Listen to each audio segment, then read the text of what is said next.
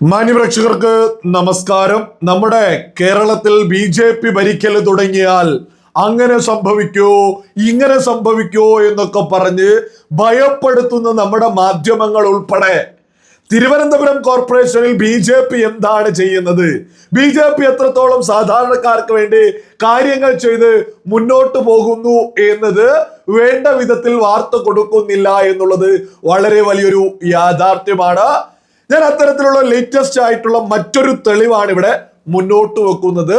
ഒരു അമ്മ മകളെയും കൂട്ടി തന്റെ മകൾക്ക് പഠിക്കാൻ ബാഗില്ല, ബുക്കില്ല എന്ന് പറഞ്ഞുകൊണ്ട്, നമുക്കൊക്കെ തന്നെ അറിയാം, നമ്മളൊക്കെ നമ്മുടെ കുടുംബത്തില് നമ്മുടെ സ്വന്തക്കാരായിട്ടുള്ള ആളുകളോടാണ് എന്തെങ്കിലും ഇല്ലായ്മകൾ ഉണ്ടെങ്കിലൊക്കെ തുറന്നു പറയാറുള്ളത്. അതേ രീതിയിൽ ഒരു അമ്മ മകളെയും കൂട്ടി തിരുവനന്തപുരം കോർപ്പറേഷനിലേക്ക് എത്തുന്നു. മേയറോട് കാര്യങ്ങൾ തുറന്നു പറയുന്നു. സ്പോട്ടിൽ തന്നെ ബാഗ് കൊടുക്കുന്നു, ബുക്ക് കൊടുക്കുന്നു, മാത്രമല്ല ഭക്ഷണം പോലും കൊടുക്കുന്നു. നിങ്ങൾ ഇതൊന്ന് കേട്ടു നോക്കൂ. ഇതുമായി ബന്ധപ്പെട്ട് ആ ഒരു അമ്മ പറയുന്നതൊന്ന് കേട്ടു നോക്കൂ. ഇപ്പൊ വന്നപ്പോ ആ സാറ് റൂമിലേക്ക് വിളിച്ച് കയറ്റി ആ മേഡവും കയറ്റി തന്ന് ഉള്ള ബാഗ് മക്കൾക്ക് ബാഗ് ഒന്നും വാങ്ങിച്ചില്ല. ഇല്ല, ഒന്നും വാങ്ങിച്ചില്ല. അപ്പൊ നമ്മൾ രണ്ടും ജോലിക്കൊന്നും പോവില്ല, രണ്ടു കാലം സുഖമല്ല സാറേ. അപ്പം ജോലിക്കൊന്നും പോകാത്തോണ്ട് ഇപ്പൊ ഇങ്ങനെ ഫ്രീ ആയിട്ട് കിട്ടിയിരുന്നാലും ഒന്നങ്ങ് വാങ്ങിച്ച്. ഒറ്റയില് പലയങ്കീട് പഞ്ചായത്തിന് പലയങ്കീട് വെള്ളവറക്കൽ പഞ്ചായത്ത്. അപ്പൊ ഈ കോർപ്പറേഷന്റെ ഇതല്ലായിരുന്നിട്ടും നിങ്ങൾക്ക് നമ്മളെ വീട് ശ്രീകാര്യം രണ്ടാം ചിറയാണ് താമസിക്കുന്നത്. ഇപ്പൊ മലയങ്കീടാണ് താമസിക്കുന്നത്. അപ്പൊ ഇവിടെ വന്നപ്പോ മേയറിന് നിങ്ങളുടെ കാര്യങ്ങളൊക്കെ പറഞ്ഞ മേയർ എന്താ പറഞ്ഞു? സാറൊന്നും പറഞ്ഞില്ല. ഭക്ഷണം കഴിച്ചു തന്നിട്ട് ഇല്ല, കഴിച്ചിട്ട് പോവാൻ പറഞ്ഞു സാറ്. മേഡവും പറഞ്ഞു ബുക്ക് ബാഗും എല്ലാം തന്നു. സന്തോഷായി.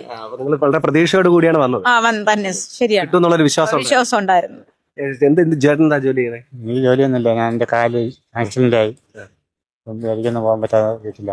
വേറെ എന്തെങ്കിലും ആവശ്യങ്ങൾ നിങ്ങൾ മേയറോട് പറഞ്ഞിട്ടുണ്ടായിരുന്നു? ഇല്ല, ഒന്നും പറഞ്ഞിട്ടില്ല. അതിലെ ഇപ്പം മക്കൾ എത്രയിലാണ് പഠിക്കുന്നത്? മക്കളൊന്ന് 6-ല് 1 10-ല്. അപ്പം ഒരാളിനാണ് രണ്ടുപേർക്കും തന്നെ. അപ്പൊ സന്തോഷമായി. നമ്മുടെ ഇപ്പൊ ഒരാൾ നിങ്ങൾ എല്ലാം അറിയുന്നുണ്ടല്ലോ, ഈ മേയറിനെ കുറിച്ച് എന്താ അഭിപ്രായം? ഇപ്പൊ വന്ന് കണ്ടെങ്കിലും സാർ നല്ലൊരു മനുഷ്യനാണെന്ന് ബോധ്യമായി.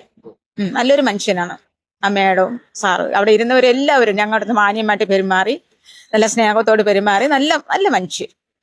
വേറെ എന്തെങ്കിലും ആവശ്യങ്ങൾ മേയറോട് അവതരിപ്പിച്ചു? ഇല്ല, ഒന്നും പറഞ്ഞില്ല. ബാഗും കാര്യമാണ് മാത്രമേ ചോദിച്ചുള്ളൂ. ഭക്ഷണം കഴിച്ചു തന്നിട്ട് ഇല്ല, കഴിച്ചില്ല സാറേ എന്ന് പറഞ്ഞു.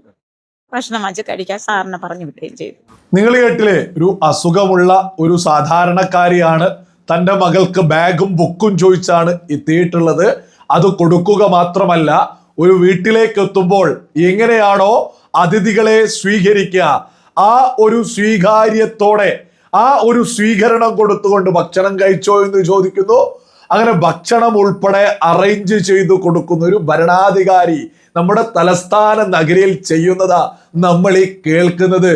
നമ്മുടെ കേരളത്തിൽ മറ്റു കോർപ്പറേഷനിലെ അവിടെ എന്ത് ചെയ്തു എന്നല്ല ചോദിക്കുന്നത്, അവിടെയൊക്കെയുള്ള മേയർമാരുടെ പേര് ഏറ്റവും ചുരുങ്ങിയത് നമ്മുടെ കേരളത്തിൽ എത്ര മലയാളികൾക്ക് അറിയാം? ലളിതമായൊരു ചോദ്യ. ആ ഒരു ചോദ്യം തന്നെ കേട്ടാൽ മനസ്സിലാവും. അത് ചിന്തിച്ചാൽ അങ്ങനെ ഒരു പേര് നമ്മൾ മലയാളികൾ ചർച്ച ചെയ്യുന്നുണ്ടോ? എന്നാൽ BJP ഭരിക്കുന്ന തിരുവനന്തപുരം കോർപ്പറേഷനിലെ മേയർ VV രാജേഷിനെ കുറിച്ച്, ഡെപ്യൂട്ടി മേയറെ കുറിച്ച് നമ്മൾ നിരന്തരം ചർച്ച ചെയ്യുന്നു. കാരണം എന്താ? നിരവധി കാരണങ്ങൾ. ഒരുപാട് വലിയ രീതിയിൽ സാധാരണക്കാരെ സഹായിക്കുന്നു.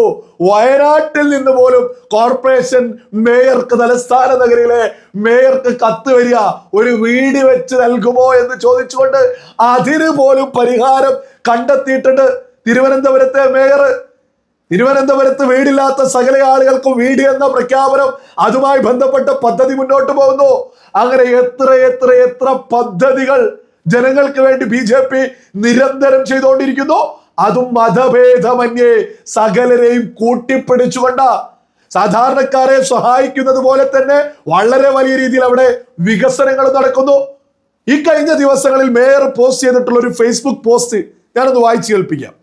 മാലിന്യം സംസ്കരിക്കുവാൻ നിലവിലുള്ള സാഹചര്യത്തിൽ കോർപ്പറേഷൻ ചില സംവിധാനങ്ങൾ തയ്യാറാക്കിയിട്ടുണ്ട്. അതിനെ അട്ടിമറിക്കുവാൻ രാത്രിയുടെയും മഴയുടെയും മറവിൽ ചില മാഫിയ സംഘങ്ങൾ മാലിന്യം ആളൊഴിഞ്ഞ സ്ഥലങ്ങളിൽ വലിച്ചെറിയുന്നെന്ന വിവരത്തിന്റെ അടിസ്ഥാനത്തിൽ കോർപ്പറേഷൻ ഹെൽത്ത് സ്ക്വാഡിനും പോലീസിനുമൊപ്പം ജനപ്രതിനിധികൾ തന്നെ രംഗത്തിറങ്ങുന്നു.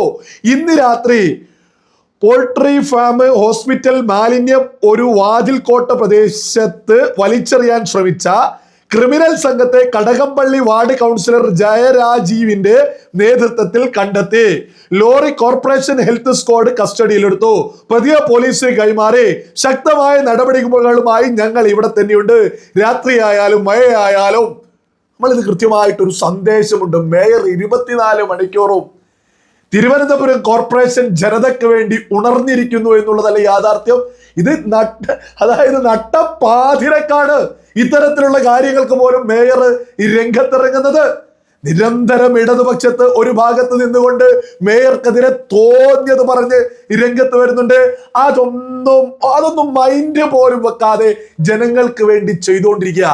നമ്മൾ ഇതൊക്കെ തന്നെ എടുത്തു മുന്നോട്ട് വെക്കാനുള്ള ഒരു കാരണം എന്ന് പറയുന്നത് ഭാരതീയ ജനതാ പാർട്ടി കേരളം ഭരിച്ചാൽ എന്തോ പ്രശ്നമാണ് എന്നൊക്കെ പറയുന്ന ആളുകൾക്ക് വേണ്ടിയാണ് നമ്മൾ ഇവിടെ ഇതൊക്കെ എടുത്ത് മുന്നോട്ട് വെക്കുന്നത്. തിരുവനന്തപുരത്ത് വിഴിഞ്ഞത്ത് ഒരു ഫ്ലാറ്റ് ഈ തട്ടിക്കൂട്ടി ഒരു ഫ്ലാറ്റ് കോടിക്കണക്കിന് രൂപക്ക് കെട്ടിപ്പൊക്കിയതിന്റെ പരാതി മതഭേദമന്യേ മേയറെ തന്നെയാ വിളിക്കുന്നത്.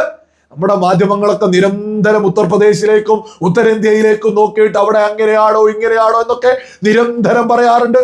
നമ്മളതൊക്കെ എടുത്തിട്ട് യാഥാർത്ഥ്യം കൃത്യമായിട്ട് തെളിവ് സഹിതം കാണിക്കാറുണ്ട്. അപ്പോ ഈ BJP എന്തോ പേടിപ്പിച്ച് നിർത്തിയത് നമ്മുടെ കേരളത്തിൽ മാറിക്കൊണ്ടിരിക്കുക. കാരണം എന്താ, ഇന്ന് മലയാളികളുടെ മൂക്കിൻ തുമ്പത്ത് തലസ്ഥാന നഗരിയിൽ BJP ഒരു സ്ഥലത്ത് ഭരിച്ചാൽ എങ്ങനെ മുന്നോട്ട് പോകുമെന്ന് മലയാളികൾ കണ്ടോണ്ടിരിക്കുക. ഏതൊരു സാധാരണക്കാരനോ തന്റെ സ്വന്തം വീട്ടിലേക്ക് കയറി ചെല്ലുന്നത് പോലെ മേയറുടെ അടുത്തേക്കെത്താം, പരാതികൾ പറയാം, പരിഭവങ്ങൾ പറയാം, അതിന് പരിഹാരം കണ്ടെത്തും. അതിനെന്ത് വില കൊടുത്തും പരിഹാരം കണ്ടെത്തും എന്നുള്ളതാ. അത് നമ്മുടെ കേരളത്തിൽ BJP ഭരിക്കുന്ന തലസ്ഥാന നഗരിയിൽ മാത്രമാണ് എന്നുള്ളതാണ് സകല ആളുകളും തിരിച്ചറിയേണ്ടത്. വെറുതെയല്ല BJPക്ക് 3 MLA സീറ്റ് നമ്മുടെ കേരളത്തിൽ വിജയിക്കാൻ സാധിച്ചത്. നാളെ അത് 103 എത്തും, ഒരു തർക്കവും വേണ്ട. അതിലൊരു പ്രധാനപ്പെട്ട ഒരു പങ്ക് വഹിക്കാൻ പോകുന്നത് തിരുവനന്തപുരം കോർപ്പറേഷനിലെ ഭരണം തന്നെയാ. അത് നോക്കിയിട്ട് തന്നെയാ കേരളത്തിലെ മലയാളികൾ ഈ BJPക്ക് മാർക്കിടാൻ പോകുന്നത്. ഈ സമയം വരെയായിട്ട് VV രാജേഷ് ജനങ്ങൾക്ക് വേണ്ടി വളരെ വലിയ രീതിയിൽ 24 മണിക്കൂർ പണിയെടുക്കുന്നു എന്നുള്ളതിൽ ഒരു തർക്കവുമില്ലാത്ത വിഷയം തന്നെയാണ്. BJP ഭരിച്ചാൽ എന്തോ പ്രശ്നമാണ് എന്നൊക്കെ പ്രചരിപ്പിച്ചവരാണിപ്പോ പെട്ട് കിടക്കുന്നത്. മേയറുടെ അടുത്ത് ഞാനിവിടെ കൊടുത്തതൊക്കെ ഒരു ഉദാഹരണം മാത്രമാണ്. ഇത്തരം നിരവധി കാര്യങ്ങൾ നിരന്തരം കോർപ്പറേഷനുമായിട്ട് BJP ഭരിക്കുന്ന കോർപ്പറേഷൻ സാധാരണക്കാർക്ക് വേണ്ടി നിരന്തരം കാര്യങ്ങൾ ചെയ്ത് മുന്നോട്ട് പോകുന്നു. ഇനി നമ്മുടെ മാധ്യമങ്ങളൊക്കെ എന്ത് ചെയ്യും? നമ്മുടെ കേരളത്തിലെ പ്രതിപക്ഷവും ഭരണപക്ഷം ഒരൊറ്റ കാര്യം പറഞ്ഞല്ലേ കേരളത്തിൽ നിരന്തരം അധികാരത്തിലേക്ക് എത്തുന്നത്? BJP അങ്ങനെയാണോ ഇങ്ങനെയാണോ? ഇന്നേ വരെ അവര് ചെയ്യുന്ന നന്മയെ കുറിച്ച് അവർക്ക് പറയാൻ സാധിച്ചിട്ടില്ല. BJP അങ്ങനെയോ ഇങ്ങനെയോ എന്നുള്ളതാണ് ഇപ്പോൾ പൊളിഞ്ഞുകൊണ്ടിരിക്കുന്നത്. BJP ജനങ്ങൾക്കൊപ്പമാണ്. അതുകൊണ്ടാണ് രാജ്യത്തെ ഭൂരിപക്ഷം ജനങ്ങളും നരേന്ദ്രമോദിയെ തന്നെ പ്രധാനമന്ത്രിയായിട്ട് 3ാം തവണയും തിരഞ്ഞെടുത്തത് എന്നുള്ളതും സകല ആളുകളും തിരിച്ചറിയുക.